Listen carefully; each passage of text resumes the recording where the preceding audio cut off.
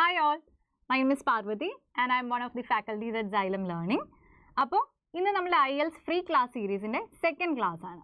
നമ്മുടെ ഫസ്റ്റ് ക്ലാസ്സിൽ ഇതിനു മുമ്പ് വാട്ട് ഇസ് IELTS എന്നുള്ളത് ഡീറ്റെയിൽഡ് ആയിട്ട് നമ്മളുടെ നിമ്നക മാം ഡിസ്കസ് ചെയ്ത് കഴിഞ്ഞു.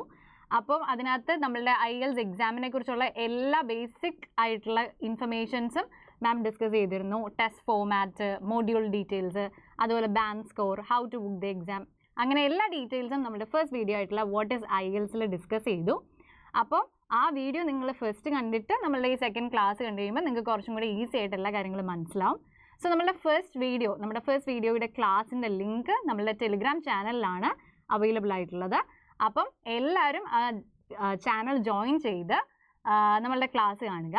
അതുപോലെ തന്നെ ഇന്നത്തെ നമ്മളുടെ സെക്കൻഡ് ക്ലാസ് പോകുന്നത് വാട്ട് ഈസ് IELTS ലിസ്ണിംഗ് എന്നുള്ളതാണ്. അപ്പോൾ ലിസ്ണിങ്ങിലെ മെയിൻ ആയിട്ടുള്ള ക്വസ്റ്റ്യൻ ടൈപ്സ്, അതുപോലെ പാർട്ട് 1 നമ്മൾ കുറച്ച് കൂടുതൽ ഫോക്കസ് ചെയ്തിട്ട് പാർട്ട് 1 ഒരു ക്വസ്റ്റ്യൻ ഡിസ്കസ് ചെയ്തിട്ട് നിങ്ങൾക്ക് എങ്ങനെയാണ് പാർട്ട് 1 അല്ലെങ്കിൽ ഒരു റിപ്പീറ്റഡ് ആയിട്ടുള്ള വരുന്ന ഒരു ക്വസ്റ്റ്യൻ ചെയ്യുന്നത് എങ്ങനെയാണെന്നാണ് നമ്മൾ ഇന്ന് മെയിനായിട്ടും ഡിസ്കസ് ചെയ്യുന്നത്.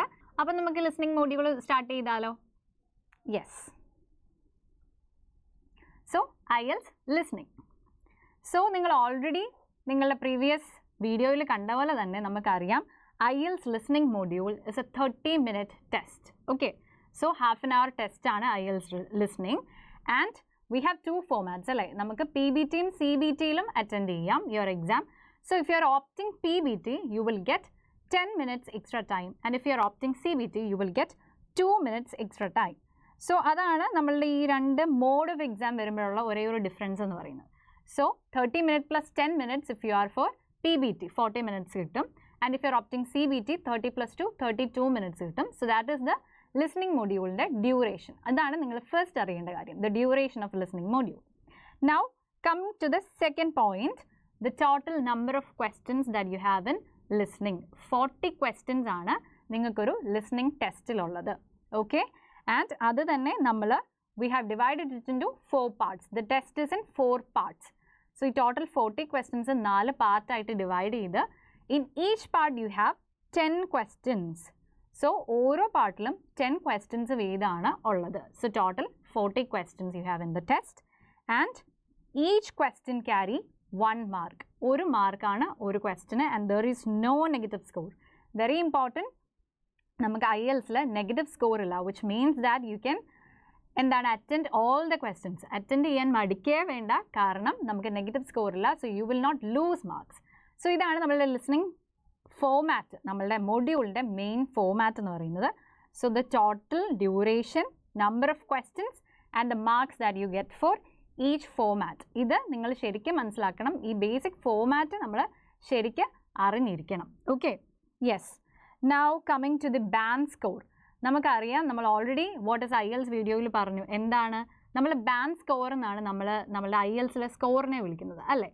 Yes. So band score, what is band score of IELTS listening എന്നുള്ളതാണ് you can see in this table. So this is already set table. ഇത് already set ആയിട്ടുള്ള table ആണ്. So for each correct answer when you get 1 mark out of 40 ആണ് നിങ്ങളുടെ mark അല്ലേ? So corresponding you have this conversion table for the band score that you will get for each listening test. Okay. അപ്പം നമ്മൾ already പറഞ്ഞായിരുന്നു we have mainly two types of listening exam അല്ലേ? ഏതൊക്കെയാണ്? Listening എന്നല്ല, IELTS തന്നെ നമുക്ക് 2 type of exam ഉണ്ട്. എന്തൊക്കെയാണ്? ജനറൽ ആൻഡ് അക്കാഡമിക് അല്ലേ? ആൻഡ് ചെറിയ ഡിഫറൻസ് ഉണ്ട് when it comes to different modules. But IELTS listening module is same for both academic and general. അതുകൊണ്ട് തന്നെ we only have a single conversion table. Okay, നമുക്ക് ഒരു ടേബിളേ ഉള്ളൂ ബാൻഡ് സ്കോറിന്. റീഡിംഗ് ഒക്കെ വരുമ്പോൾ നമുക്ക് 2 ടേബിളുണ്ട്, ബിക്കോസ് ജനറലിൻ്റെ അക്കാഡമിക്കിൻ്റെയും reading is different, but listening is the same. So you can see the band score here. അപ്പം നമുക്ക് നോക്കിയേ, നമ്മൾ കറക്റ്റ് ആൻസർ സ്കോർ ചെയ്യുന്ന അനുസരിച്ചുള്ള കറസ്പോണ്ടിങ് ബാൻഡ് സ്കോർ ആണ് നിങ്ങളിവിടെ കാണുന്നത്. So if you score of 39 to 40 marks you will get A full band of 9. നമുക്കറിയാം അല്ലേ, band score is out of 9. Each module is calculated out of 9 അല്ലേ?